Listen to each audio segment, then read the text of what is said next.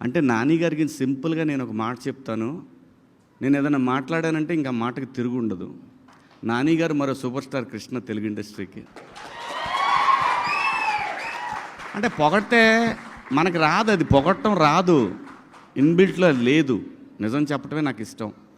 ఎందుకంటే super star Krishna గారు ఏదున్నా కానీ, నేను చదువుకునే రోజుల్లో ఏదున్నా కానీ ఆయన డేరింగ్ డాషింగ్ హీరో అనేవాళ్ళు ఆయన్ని.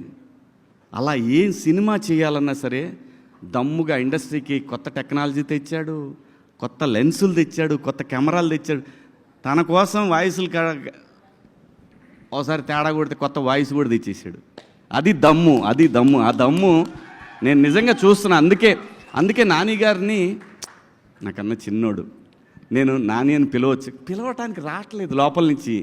ఆ రెస్పెక్ట్ టువర్డ్స్ సినిమా పట్ల తనకున్న అంకిత భావం, ఆ మర్యాదను ఇవ్వాలనిపిస్తుంది. రావట్లేదు అట్లా నాని అని అనిపించట్లేదు. అంటే తను సక్సెస్ఫుల్ హీరో, తను నాకు డబ్బులు ఇచ్చాడు ఈ సినిమాకి, అలాగని చెప్పట్లేదు. ఆ మెంటాలిటీ కాదు మందే. ఏంటండి అని అంటాం అంతవరకే. నాని గారు అనేది ఎందుకంటున్నానంటే, టువర్డ్స్ సినిమా తను హీరోగా ఉండి ఇలాంటి సినిమాలు చేయాల్సిన అవసరం లేదు. 100 కోట్ల హీరో కొడితే 2-3 సినిమాలు కొట్టాడంటే 70-80 వెనకేయచ్చు.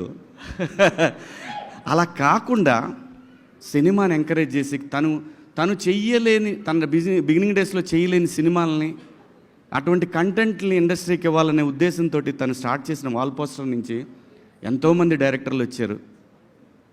అందుకు ఆయన్ని ఆ గౌరవం ఇవ్వాలనిపిస్తుంది నాకు.